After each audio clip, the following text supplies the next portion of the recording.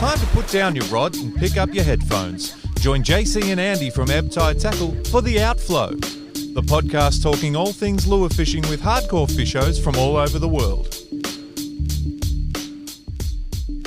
Hey guys, welcome back to The Outflow. We've been chasing kingfish all over the state from east to west, and it's a pretty crazy kingfish season. It's probably one of the best we've seen in about a decade, I reckon. There's a lot of guys getting into them top water. The local Southern Bluefin tuna run has fired up properly, and a lot of guys are getting amongst it, but a lot of people are super frustrated by lockjawed tuna that are just looking like they're sunning themselves on the surface. That's what I reckon they're doing. I'll actually ask my guest about that, because he's got a bit of experience with the northern cousins, which can be pricks as well. But that's what's going on. Been shooting some videos, and there's a little bit of stuff coming out. Tonight, this podcast is getting recorded face-to-face, which normally we don't get to. Normally they're over Zoom and, using technology, which is nowhere near as personal. But right here, right now, I'm sitting next to Mr. Benny Currell. How are you, mate? G'day, Johnny. How you going? I'm pretty good, man. I'm good. Now, you wandered up to my door today and knocked on the door. I almost forgot you were coming.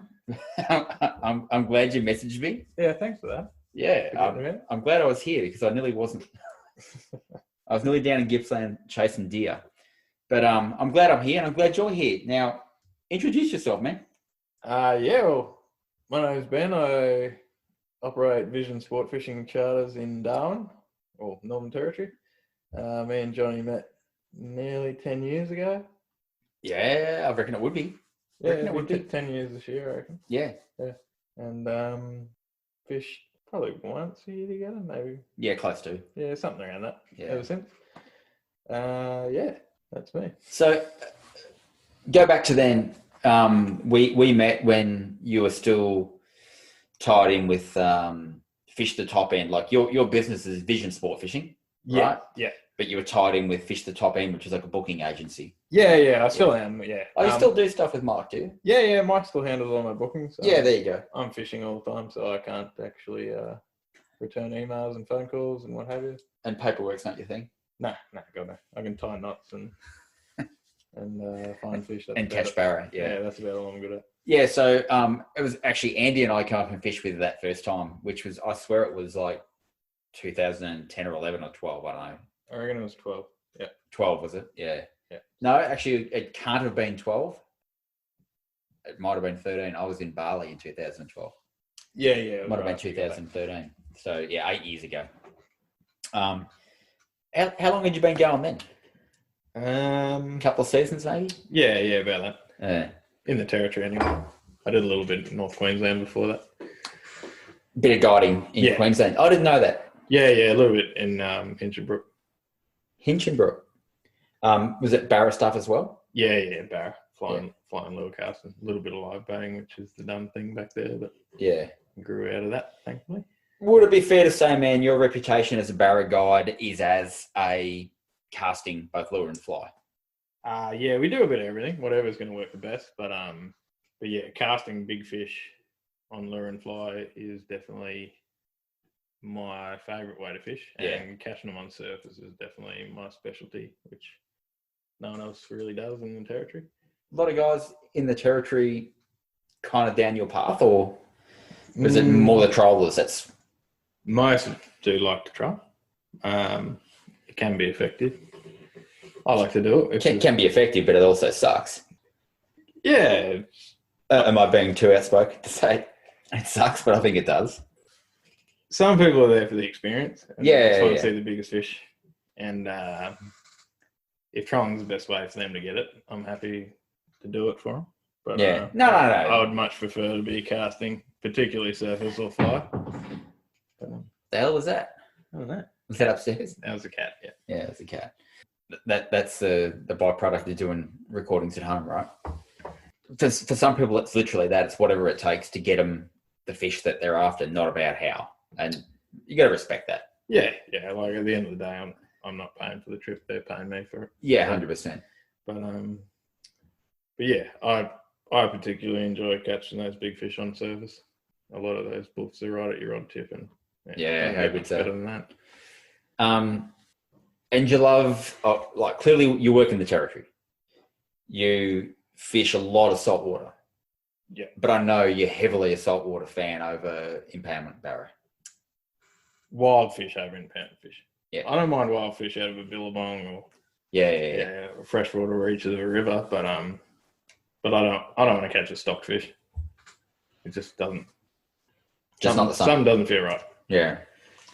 Feels a little bit manufactured, a little bit, of a created situation. Yeah, I've always compared it to going to the old knock shop. Going to a brothel. Yeah. feels really good, but you didn't actually achieve anything. But would it be fair to say, though, it's like going to a brothel, but you still got to impress the girl? That is true. Yeah, well done. It's not a sure thing. No, it's definitely not. No, they're bastards of things in the impoundments. They're hard to catch, but I did it for years growing up in Brisbane. Yeah. Did a lot of Mondrian and Awonga fishing and a little bit further north. But, it just never quite felt quite right to me. Yeah. Yeah. Oh, look, man, I fish a lot of impoundments for Murray cod. But if you said to me, fish of that caliber, because, the big fat slobs, if you can catch fish of that caliber regularly in the rivers, no question. Need to hook you up with my friend Mike and his friend Victoria. They get some really... Mike Harrington? Yeah. And Victoria Cameron? Cameron, yeah. Yeah. They get some really nice fish out of the Bidgie. They do. The Bidgie's a special river, man. When I was young, probably in my mid to late teens, when I was doing a lot of shooting with a mate and his dad up around a place called Barramundi and Hay, up in the Riverina, we did a few trips to the Bidgie out of Hay, and a different part of the Bidgie, that they're fishing, but it's a special place, man. Yeah, it looks like it in the photos. Yeah, it's really good. I'm going to try and stop up and see them on the way back north. On the way up? Yeah. So you wandered in my door today, and you come back from Tassie. Yeah. Yeah, cool. So the typical thing with Ben in his off season, when the build up gets too much for him, he's out of town and won't be back to Darwin until he's pretty much got to prep his boat for the runoff, right? That's your typical season. Yeah, I like to leave them alone when they're breeding. Yeah, okay. Give them a good break, and give myself a break. Yeah, and recharge the batteries. Well, I think the only people that stay in the territory during the height of the wet are the full psycho, hardcore Territorians, aren't they? Yeah. Everyone gets out of town. Yeah, you got to. If you survive 2 wets, you're a real Territorian. It's pretty gnarly out there, and it's been a decent wet. So this one is, yeah. We'll get to that. I would like to chat about the season that's coming up, but you went down to Tassie this year, and I know you rushed through Victoria to get yourself on that boat before borders closed. Yeah, that was a bit of a mission, that one. We are living in 2020, 21, and it's COVID, and we'll probably talk a bit about that and what it's done to you in the last year. But let's talk about Tassie. How was it? Yeah, it was awesome. From a fishing aspect, we caught some nice trout. Me and my friend Dean Currell. And check him out, Dean Currell Art on Instagram, probably the main platform he uses. I think DC_OA is his Instagram. DC_OA at DC_OA. Yeah.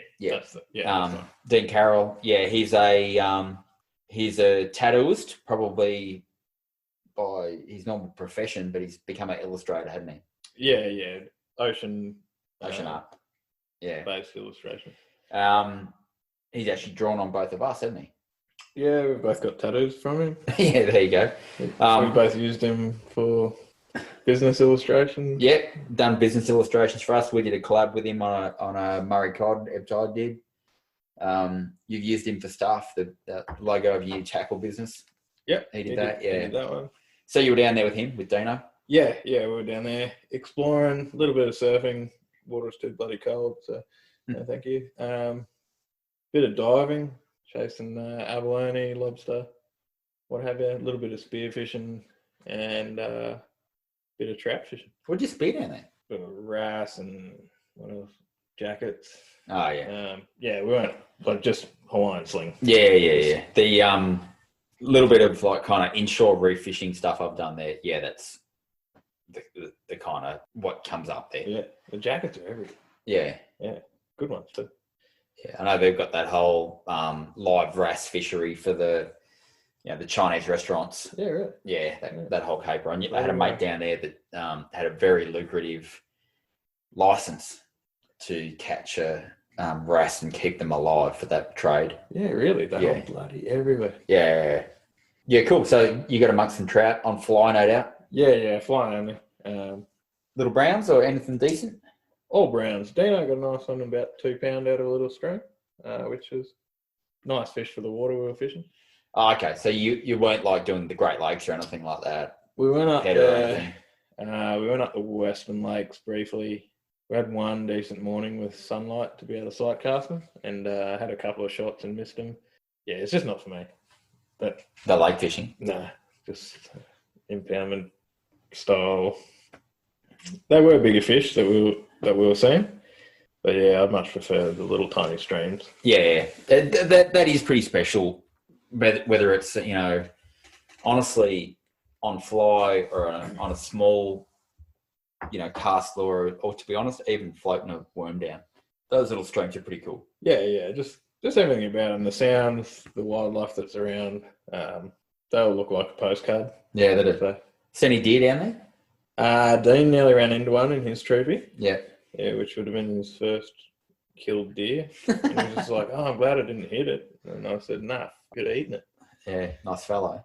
Yeah, it was a nice fellow. I actually just Lydia cooked it, back leg off a fallow we took up to Malakuta as I guess you'd call it a casserole.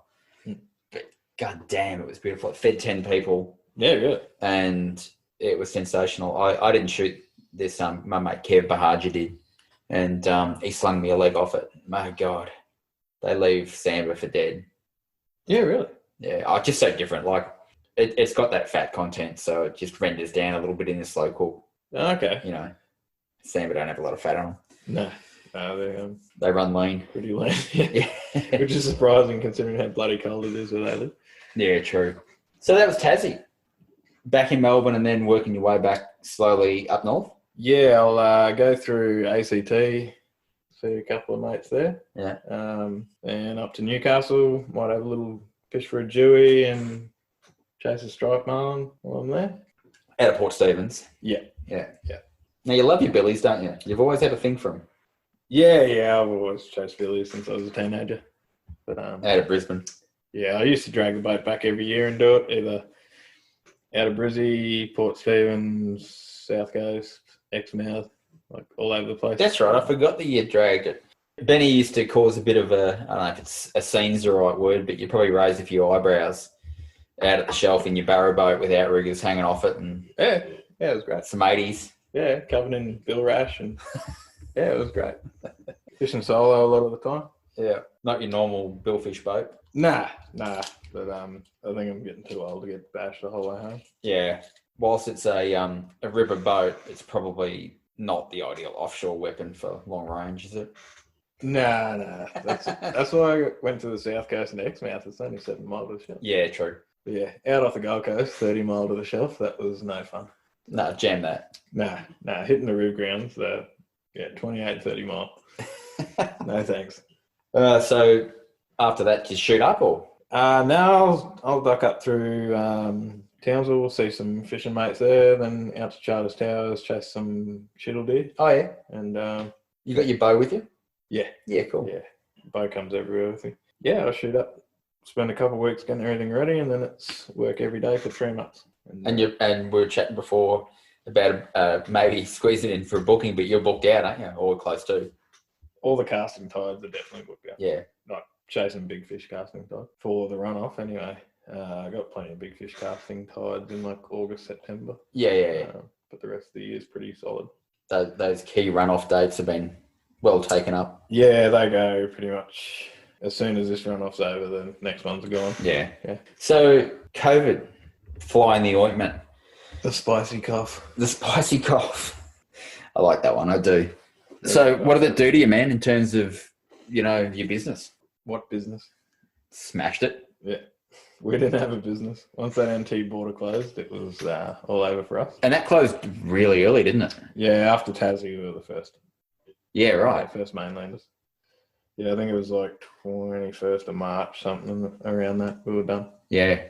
And we opened back up briefly for about 2 weeks, and then Victoria had their little cluster, and most of our clients are Victorians. Yeah. So that was the end of it. Yeah. Yeah, I just went up and I ended up doing 4 trips for the year. So 4 weeks work out of normally doing 40. Yeah. So yeah, it was a bit of a write-off. Yeah, that's pretty screwed up, man. Got to go surfing plenty. Yeah, look, there's other flip sides to it that might be good for you, but yeah, in terms of your business and where it's going, and oh yeah, that was trying not to think about it. It's a write-off. Yeah. I guess in a way, like, it sucks. I'm not trying to make light of it, but with the situation we're in now, which is a hell of a lot better, and we're probably the envy of the world maybe now. Yeah, in terms of Western countries, we're doing the best. We literally are, and it sucked, and everyone really lost their shit for a while. But I think you've got to keep a bit of perspective about if you look around. Yeah. But to get back more to the point and not be all deep and philosophical about it, your business will kick back in this runoff. Whereas, like, if you look internationally, there's countless charters, guides are still on their knees and will stay that way. Yeah, definitely. One thing it did do is reminded me how much I love work. Yeah, right. Yeah. You can get a bit blasé when it's always there. When it's taken away and you realise how much you miss it. Yeah. Like, it's one thing to miss the money, but it's another thing when you miss actually going to work. Yeah, true. It's easy to bitch about work, isn't it? Like, it's such a common thing to complain about. And I definitely can complain about little things here and now. You can complain about the fish being pricks, or if you get a couple of arseholes for a week. Blokes that piss on your boat. Oh, I don't like piss on my foot. Yeah, the little things can annoy you, but I'm under no illusions about how lucky I am to do what I do. Oh, yeah. Lucky, but work hard and take risks to do it also. Yeah, definitely. You definitely have to make sacrifices. Like, there's very, very few people who can have a family and effectively run a barra charter. Yeah, most people, that would be very tricky. Yeah, most people, as soon as kids come along, that's the end of it. Yeah. They all try for a year or two, but they realise you can't juggle both. So, because you're not home. Yeah. So I chose to be a barra guy instead. Well, there's no Mrs. Currell at the moment. We know that, but yeah. Doesn't look like it will be. What? I've got a boat. You can only have one or the other. Yeah, right. It's like they say, having 2 boats is like having 2 girlfriends. Yeah. Well, let's hope, man, that things just continue on as like it's 2019 again. Yeah, just some kind of stability for everyone.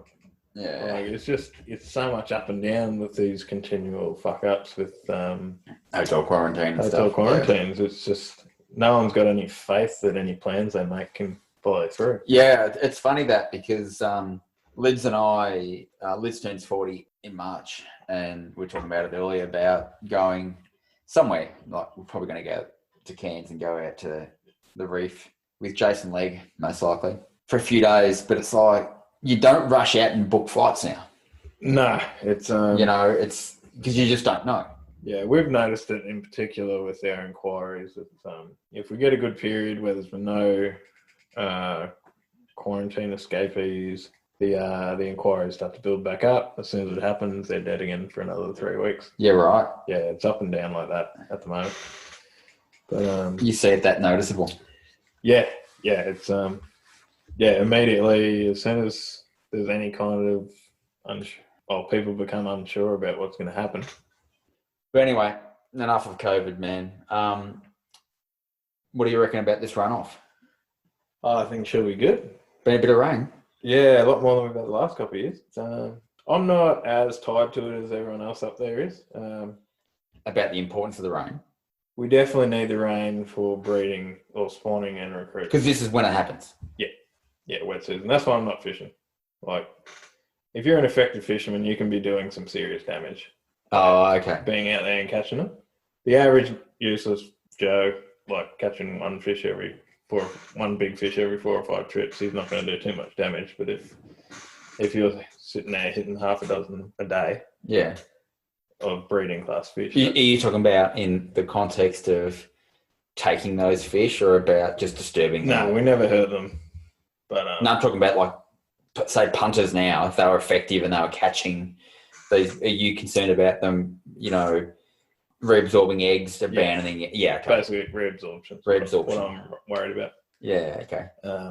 Yeah, that's why I like to leave them alone. Yeah. So I've never actually heard of people during the wet fishing for barra, but it is still a thing for territorians, is it? There are fisheries there which are very simple troll fisheries. Basically, get in a line and follow each other and drive them down until you run into one. In the rivers? Yeah. Yeah. Yeah. Basically, the creek beds at the mouths. Oh, yeah. The underwater creek beds. Is that where they spawn? It is in the vicinity. Yeah. Yeah. And those fish are there on certain tides. If you've got water clarity and you do it for long enough, you're going to catch one. And a lot of people, it's the only time they can catch one because it is so simple. Yeah, right. And it's a real simple formula. Yeah. It's literally, if you can drive a boat, there's people out there in half cabs, there's TLDs dragging out the back with trolling lures on. Okay. And those fisheries are so simple, people will take advantage of every opportunity they get to fish them. Yeah. That's the thing about fisheries all over the world, probably in particular around spawning aggregations or spawning activities. Fish become vulnerable to degree of exploitation, and all over the world there are people that will take advantage of it. Yeah, and it's generally people who aren't good enough to catch them in a normal situation. Yeah. And that is definitely the case in the territory. Yeah, like a lot of puncher level. Yeah, it's just your average Joe. There's nothing wrong with them trying to catch fish, but it just does put a lot of pressure on those particular simple fisheries. Yeah. So for those that are listening that don't understand what the fuss is about the runoff and, what happens, because there'll be plenty of people that they've heard the phrase but don't understand it. Take us through it. Well, the true runoff is the back end of it's back end of the wet. Yeah. It's when it begins to drain. You get mini. So take us way back. What causes the wet? Well, at the moment we've got a good La Nina cycle. So right. Yeah, very warm water, cool land, wet. Lots of rain. And you notice that we're not getting bushfires everywhere this year. The whole East Coast has copped it. It's green. Yeah, it's awesome everywhere. So we'll get huge amounts of rain. Like a decent wet will be over 2 meters of rain. Of rainfall. Yeah, right. And as that starts to drop, those rivers start to fish the best. You do get mini runoffs at dropping water levels throughout the wet, where rivers will go crazy, but they'll only do it very briefly, and then the rivers will start to rise again, go quiet again. So why does it go crazy? Well, you got bait flooding out of billabongs and everywhere. They've been locked and breeding up throughout the previous dry season. But yeah, the best of it is March and April. Like, particularly April, you get a migration of bait going back up these rivers, and it is the most consistent time to fish by a mile. So that bait will do it regardless of rainfall, but it definitely pays to have a bit of water coming out still. So I get the whole bit where the rivers have flooded, they've connected across the plains with the billabongs. You've got a big sheet of water. I get that, and bait spills out over those flats, breeds, and comes up in numbers. Water drops, so that bait either gets trapped in billabongs or stranded on dry land or falls back into the river. Yeah, as everything condenses back down, as it drops. And the fish wait in ambush points. Yeah, it pulls the barra that went onto those floodplains with the boat. Yeah. It pulls them back into the rivers. So you've got a concentration of fish. Concentration of bait coming out. And everything's just gorging after they've spent all their juice spawning all wet season. So by then it's a post-spawn situation, lost condition, they deed. Yeah, just load up. Yeah. and they will go crazy. And what you were saying just before about that April, the bait pushing back up the river. Yeah, not many people realise that they attribute it to it being to do with water level, stuff like that. These fish are on, well, the bait movement seems to be more to do with photo period than it is about water level. Yeah, right. Those mullet push up the system, the same set of tides every year, regardless if we had a huge wet, no wet. They're on that same timetable. And you see them literally push up. Yeah, a little bit like no mullet in the river. Then one day it was just everywhere. Yeah, okay. Yeah, they just materialise and got no idea where they actually come from. Yeah. But yeah, they all hit the surface and start travelling up. The size of the wet can slow them down, and it keeps them sort of moving up slowly. But yeah, they'll start to move on the Well, I guess they're pushing against the flow, aren't they? Yeah. Or they're on the incomings. Yeah, they push up with the incoming and hide in the eddies. They push a bit more on the next incoming, hide in the eddies, make their way up the system. Yeah. So, geez, pushing up and hiding in the eddies, there's a feast to be had, isn't there? Yeah. That is the most consistent period. Doesn't always produce the best fish in all year. Yeah. Because you can get like all the stars lining at other times and they're going crazy at other times. But that, like consistently, that is when I would personally come up. Big tides in April. Yeah. Because I know you always talk about casting tides and trolling tides. Yeah. There's definitely times where trolling is the most effective technique, and I book my clients according to what suits them best. Yeah. So I might get people who are more keen to sit around, have a few beers, have a laugh, and catch some big fish with the umbrella up. Because I'd rather be doing that than catching midget fish. Yeah. Like casting on those tides generally just produce smaller fish, and that's not what I'm about. So, during those smaller tides, have the fish kind of moved back from those ambush points and more just go into the body of the river? Yeah, they just travel on the tide on those. Yeah, okay. Yeah, they're spread out, they're moving. There's no real focal points, congregation points. We can catch some decent ones fishing deep, vibing and what have you. So, mate, they're starting to make complete sense to me now. When you get the big tides again, they'll push back up to the choke points and yeah, okay. Yeah, you get, and the coastal creek fishing, which is my favourite type of fishing, which is locked up 50 pound, and you still get beaten a lot of the time. That's on the big tides. That's coastal creeks. So you're not talking about the big rivers now. You're talking about more of the small stuff that comes off bays and. Yeah, these creeks might only be 10 metres wide, not even that. Some of them. Yep. The big tides flood into the billabongs behind them, float the bait out. Okay. And the entire push up, there'll be a stream of mullet and scats and tarpon coming out of these creeks that we're trying to get out. And the most insane big fish casting you can have in a wild scenario is at those creeks. Sounds good. Yeah. There's a whole lot more to it than just the runoff. Like I've done a bit with you, more the dry seeds and stuff. We haven't quite done build up stuff. Build up to the wet season, which has got its own reputation, hasn't it? Yeah. But you and I have done a bit of stuff in some of the harbours and the creeks that run off the harbours, more sight casting stuff. Yeah, we're just under shallow water. And man, that's fun. Yeah, it's great fun, huh? I got to tell you, this stuff, like you're cruising up skinny water, really working the tides.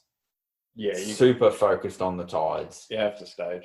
Like you have to know your systems and which. Yeah, and I've been impressed by that, man, that, no, we can't even attempt that on this day, but on this day, yeah, we can.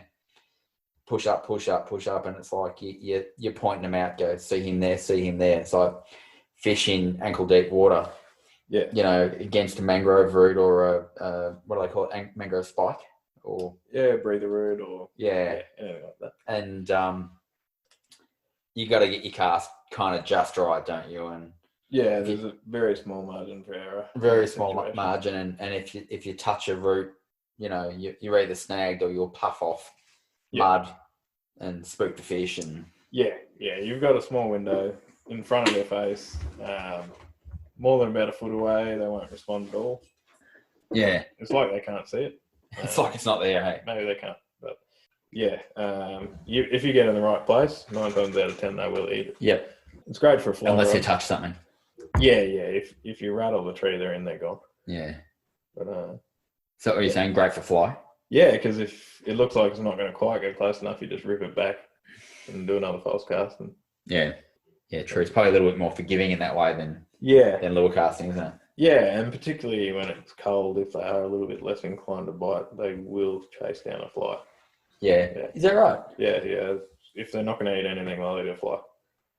Yeah, okay. Yeah, there is something. I see that with cod casting. Mm. The things that you can do with the variety of tools at your arsenal with Murray cod casting, from making them angry, making them react, make them, that looks so real. But then you look at a fly and the way that will like hang in front of a fish's face and just give it a gentle puff. Yeah, man, it's easy to see why they get eaten. Yeah, fur and feathers. Hard to beat, isn't it? Yeah. In 2019, there was a creek at the top of the system that was fishing really well. I think we got 4 metres out of it one day, and tiny little creek. There was only 2 spots that you could get at it, and everyone else was just pulling themselves. But I had been fishing it pretty heavily and catching, a lot of nice fish. But then sort of the public worked out that the fish were there and people were camping out on it. And I gave up on it. We went down the river. We got, I think, 6 in the 90s that day anyways. And then came back up and then a spot opened up at that creek. I asked a couple of guys around if anyone had caught anything, and everyone was like, no good fish. Dino throws in a fly. I think he threw it in 3 times and pulled a metre out from amongst 6 other boats.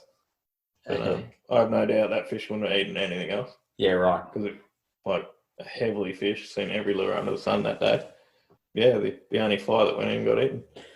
Some of these fish at a spot like that, at a creek junction, at a feeder creek or something, they must have a lot of lures. Yeah, there are.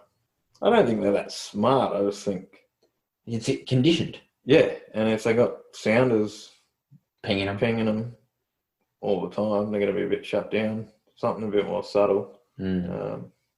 Hey, well, on the subject of sounders, are you on the new wave of live or not as of yet? Panoptics or they didn't exist. Oh, the Lowrance version was. So you're a Lowrance man, Navico? Yeah. So active target. That wasn't around when I left for the wet. So, but it's about to be readily accessible. Yeah, I'll be interested to have a look at it and see if it applies to the way that I fish. Be interesting because, clearly it will have an application for impoundment barraguys. Clearly. Yeah, those fish aren't moving too much. Yours might be a bit too active, perhaps. I don't know. Yeah, I'll definitely get it and give it a run. There are situations where I'm sure it will help. It might help me catch 10 more good fish a year. But that's 10 more that I might not have caught before, so there's no reason that I wouldn't. It's also going to keep you busy operating and looking at it too. It's a different thing. I'm keen. I'm really keen from a Murray cod impoundment perspective. You just see them waving at you and they won't bite. But, it's funny, man. This does... me and Kish or me and Andy talk about this all the time.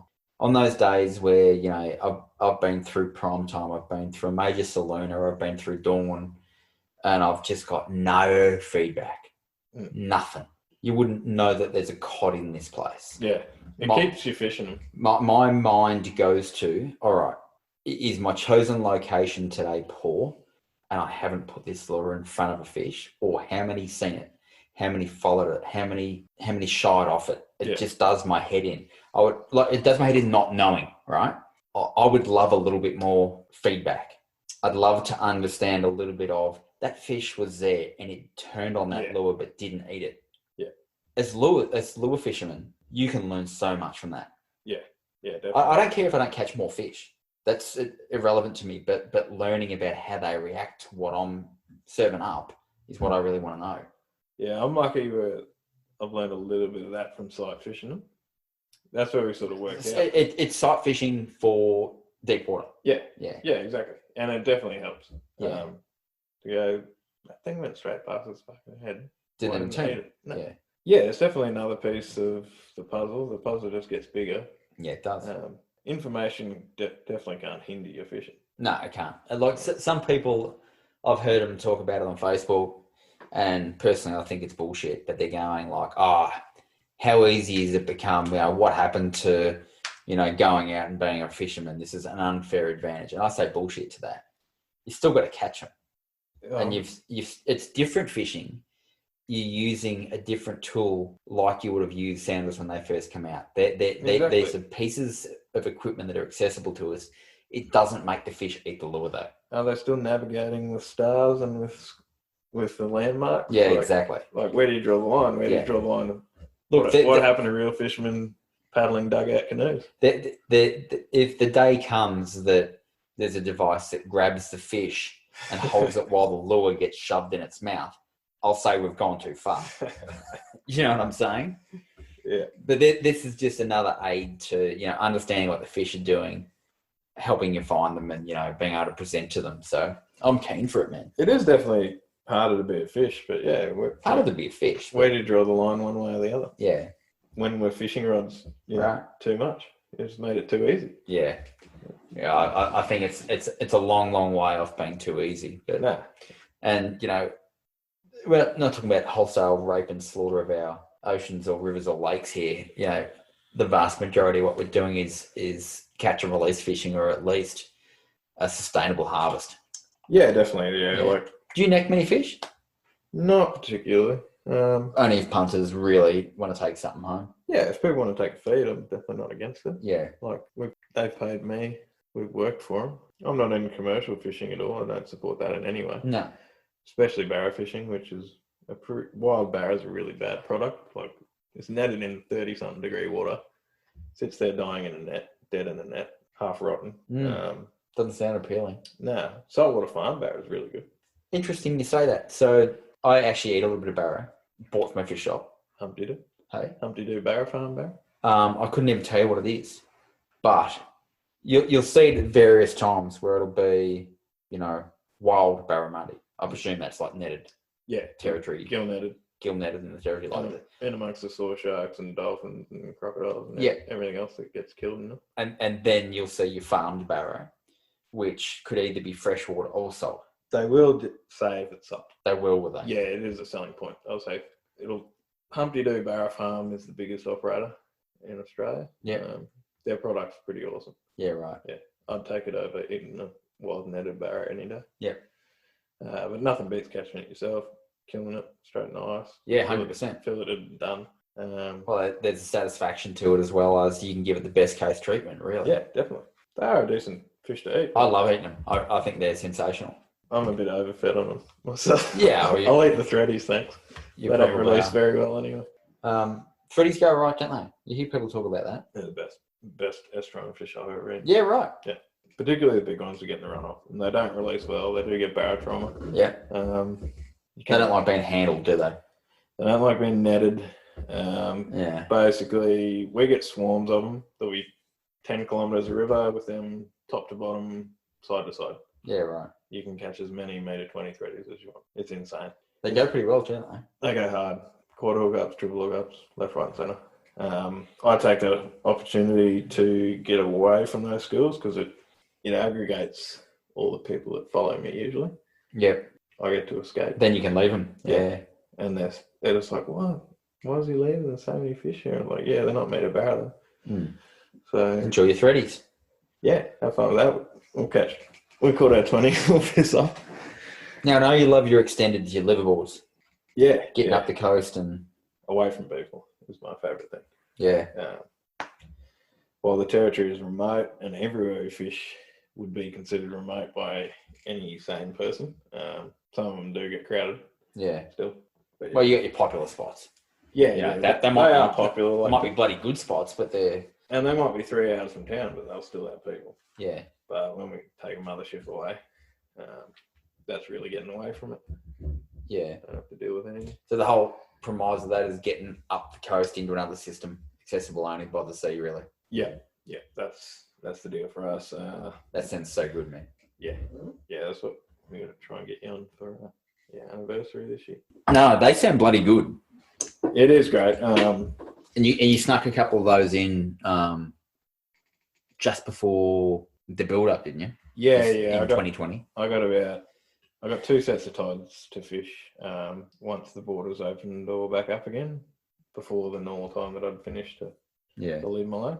We had one decent trip. Wind really shafted us on that one, and the other one was an absolute cracker. Yeah. So it was a good way to get back into it. So when you get up the coast that time of year, we're talking dry season stuff. Are you banging fish in that kind of meter class? Yeah. Sub-meter? Yeah, a lot of 90s. Bloody good fish, man.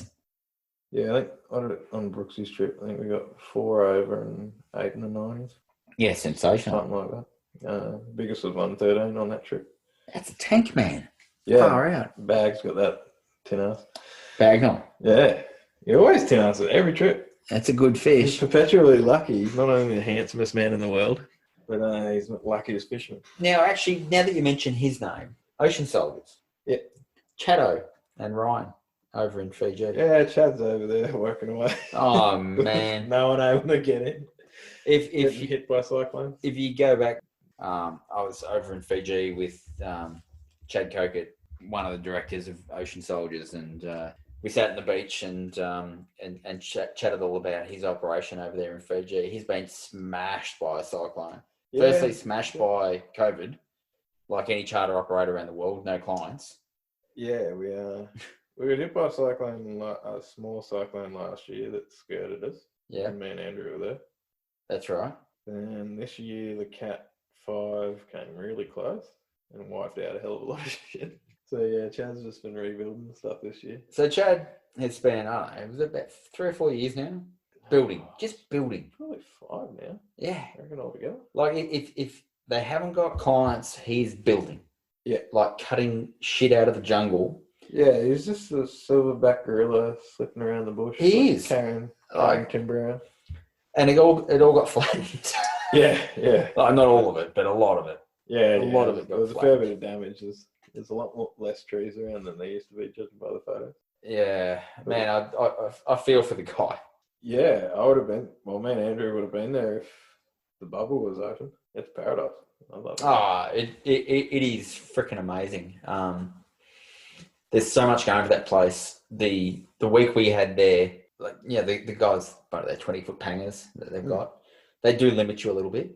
They're not just like ocean going 35-foot center consoles. You can just hammer down and go anywhere. No, you gotta pick your times. You gotta pick your times, and we had a lot of wind. Yeah.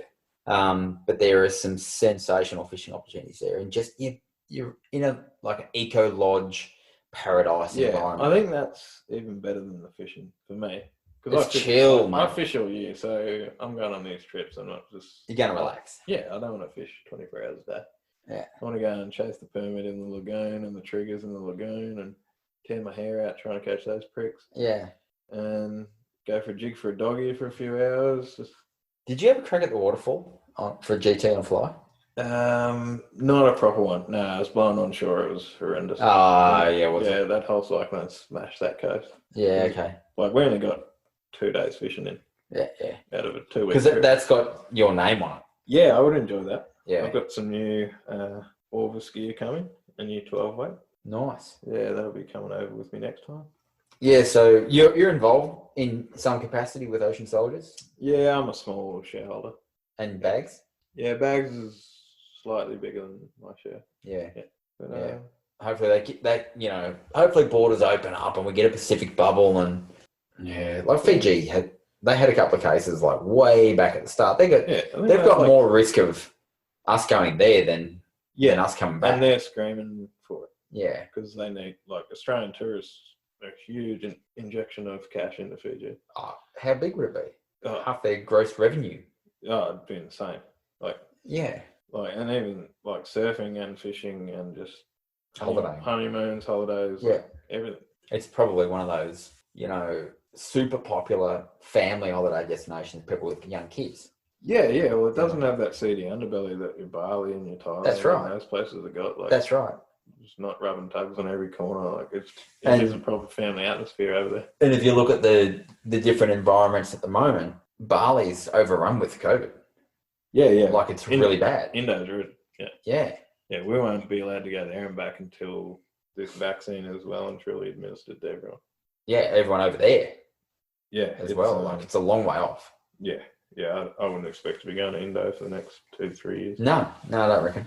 I don't reckon. But like, Fiji, Vanuatu, New Zealand, and probably add in, some other countries in there. I'm hoping PNG, but PNG. They're going pretty good, aren't they, with it? I'm not sure. I want to go chase some bass. Black bass. Yeah. Everyone's favourite that they'll may never get to actually chase. I'm going to say it's just an expensive trip, man. It's like a $10,000 trip. Luke. You go with Luke? Yeah. Talking about Luke Reister, Rock Expeditions. Yeah, I'm going to go and have a crack with him. He's done well, man. He has. I'm just going to go and rough it. I actually need to get him on for a chat. Yeah, he can. He's in the States at the moment. He's in the States, is he? Mm. Yeah. I haven't chatted with him for a long time, but I'm keen to get him on here, man. Yeah, he has... Most days. Hey? We talk most days. Yeah, cool. He's cut out a lifestyle for himself and a I guess a niche in wilderness guiding that I reckon needs to be paid credit to. Yeah, I'd love to do it. The amount of work that he puts in, to suss these fisheries out and find them. It's huge, man. It is. Yeah, it's Robinson Crusoe stuff. It is. Yeah. Yeah, like I've known plenty of guys that have gone on like Canton, his PNG base camp stuff, and it's rough and ready. Yeah, it's a certain type of client, but they're the sort of people that you want to knock around with. Like, for sure. They're adventurers. Yeah, as a guide, you don't want the guys that want 6-star and to have their ass wiped for them. You want someone who wants to have a go. Yeah. Like, they're your dream clients. Yeah. People that want to have a crack. But people that just want to fish and the details don't matter. Yeah. It's just... something went wrong. Okay, how we fix it? Yeah, just comfy bed, good food. Yeah. Fish hard. Like, that's the most important things on a fishing trip for me personally. And add to that, like good company, but not just good in the sense of people get along with it, but people that can deal with shit not going right. Yeah, that would be... Like we've all probably been on fishing trips where it's like there's that guy whose trip hasn't worked out the way maybe he envisaged it happening, and their mood changes. Yeah. And that mood flows throughout the camp or the crew. It comes down to expectation. Like you can go on a trip, expect too much, or you can go on a trip and just expect it to be a different experience with some good people and have fun, and fishing wise, whatever happens. I've tried to develop myself because I think we're all guilty at some point of allowing our expectations to ruin a good experience. Yeah, it happens a lot in the territory in particular because I think it happens in any fishery, man. Yeah, any remote fishery definitely. Like the Malcolm Douglas videos when we were a kid might have skewed our perception of remote fisheries. Yeah. Particularly Northern Australia, it's the hardest place to fish in Australia. Fish consistently because of the tides. Yeah. Look, I guess in the context of if you think you're just going to show up and smash fish, you're probably dreaming because there's a lot of knowledge and skills and timing. It takes a lot of time. Most people who fish in the territory can't catch a barra. Yeah. And that was surprising to me even when I started up there, how much the locals sort of struggled to catch. Yeah, right. I totally get it personally. I think there's odd exceptions of fisheries that are just damn easy. Yeah. Yeah, like those threadies I was telling you about. Yeah. Literally anyone in the world could catch them. But you still need the knowledge to know to go where, when. Well, yeah, it's a 3-day window every 2 weeks. Yeah. So you need to know that at least. Yeah. You need to know which 3 days. And where to go on the river for that, to give yourself that window. Yeah. I try to go on trips, and when I say trips, I mean even just like hooking up the boat, going to Lake Hill compared to the other end of the spectrum, jumping on a plane to get the other side of the world. Yeah. I always go with a degree of hope about my trip, but low expectation. Yeah. You got to manage your expectations. You've got to do it. That is the key. It will ruin you. You're better off being pleasantly surprised than crestfallen. Yeah. I've seen it happen too many times. And you as a guy would have seen it so much. And the more pressure you put on yourself and the more you get angry about it, the less likely you are to catch that fish. Yeah, for sure. Yeah. Yeah, like we had a good young fella on the last trip. He was just taking it too seriously. Everyone got really good barra, but he didn't end up putting a good fish in the boat. And he was just taking it too himself seriously. up about it. Yeah, he was getting angry about it. And And like he fished hard. Like he definitely earned one. But I like your choice of words. Earned one. So, I might be getting a bit deep here, but you often hear people when they catch a trophy fish, really good fish, that people will say, "Oh, you deserve that fish." yeah, a lot of people don't deserve them. And I don't like that word. I like the use of the word "you earned that fish." Yeah. Every cast you make without catching a fish is one in the bank. Yeah. You're just paying ahead of time. Yeah, paying up front. Yeah, but like the heaviest fish I've ever had on the boat was the girl's first barra. Yeah. It was her first fish on lure. And you couldn't say she earned that or deserved that. No. That was just and like she knew it as well. She was Yeah. laughing at it. She was like, I don't think I earned that thing. She thought she had a snag, and it's like, oh, your snag's swimming away. And it's shaking its head and jumping. Yeah, nah, too fat to jump that one. Too fat to jump. Yeah, it was 50, that's the kind of barra I want, man. 57 pound that one. Won't shake the hooks. Oh, they try. They straighten them. Yeah, straighten them for sure. Any hook. God, they're good at that. Man, they're hard on tackle. Jaw taut. There is no harder fish on tackle. Like GTs for the same reason. You won't bend them out over a straight pull, but it's their jaws that do it. Like, or a GT where it gets hooked in the pec fin and then turns back. That'll straighten everything. The same with the barra. If they flex their jaws, they'll straighten any hook on the market. Yeah. Split rings, like Brooksy's. Was it Brooksy's meter? No, it was like a 96 that Brooksy got. Blue both split rings. Yeah. Both size 6s. So it probably had both hooks in its mouth. And then flexes. Yeah. Puffed its mouth open. Once you have them do that with your thumb in their mouth, you realise they can, realise how strong it is. Yeah, it's incredible. And yeah, same deal. If they get a pec fin hook and then one in the jaw, they'll flex their neck and straighten them that way. Yeah. It's crazy how strong a lot of these fish are, man, when you get them in your hands. I had the opportunity to catch some really good flathead big duskies in November when we first got some freedom. That was huge. Man, in your hands, like, the teeth duskies have got. Yeah. I'm lip gripping them on the side of the mouth away from those main fangs that are right in the centre and hanging on to like near the jaw hinge. Yeah. But then they want to shake their head and roll. You know that if those teeth get you, you are shredded. Yeah. So you're hanging on so tight, man. And those the barbs on the side of their head. Yeah, there's a bit of armour, but I was just impressed by the strength that they've got to like twist and roll and. Yeah, they're pricks of things. They're pricks of things. They're strong, man. Yeah, like they don't necessarily run that hard or anything, but like no, they don't. They're awesome. They don't. Yeah, they hit a lure hard, but when they're the size of your leg and you look at how much you can leg press, like, they're pretty cool. Yeah, they got the same amount of muscle as your leg. On your arms or legs.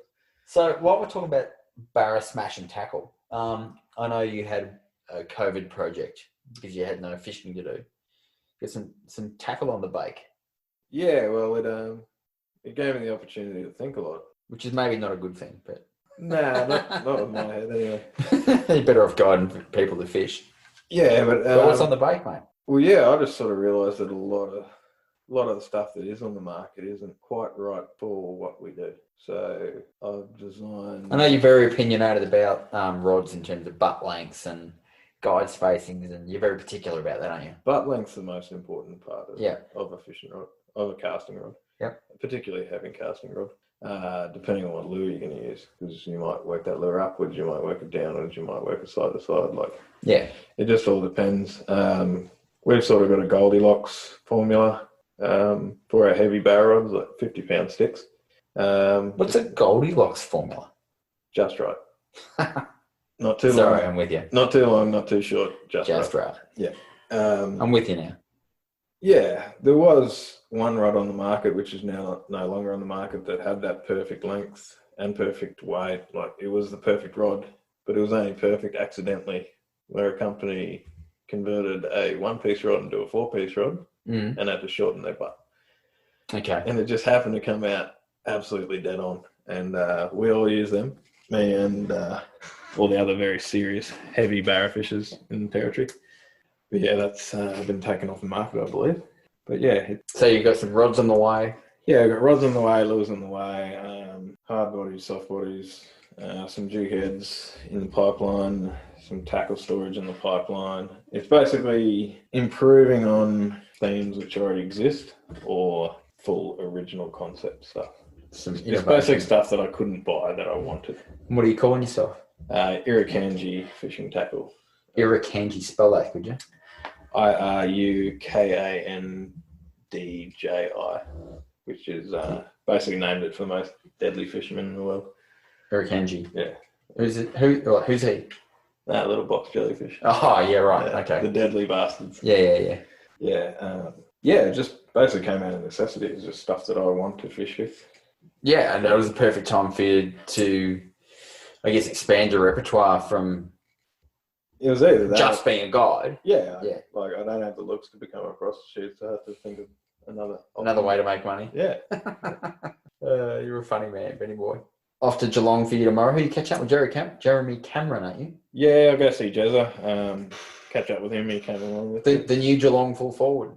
Oh, man. Man, they're going to be hard. Yeah, they're going to be hard with him.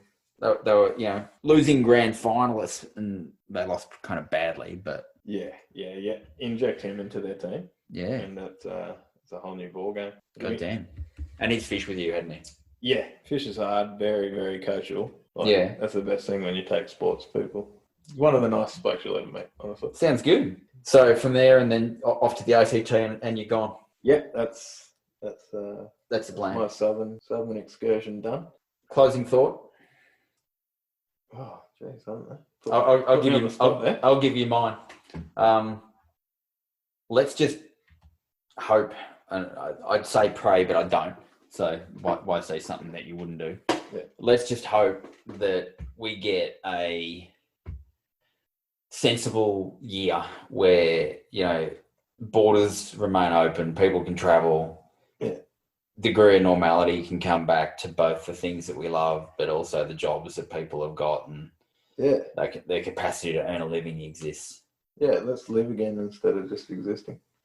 Any more from you? No, I'm good. You're going to share my closing thought, aren't you? Yeah, I'm still on that one. All right. We're out of here. Cheers. Thank you for listening to The Outflow by Ebbtide Tackle.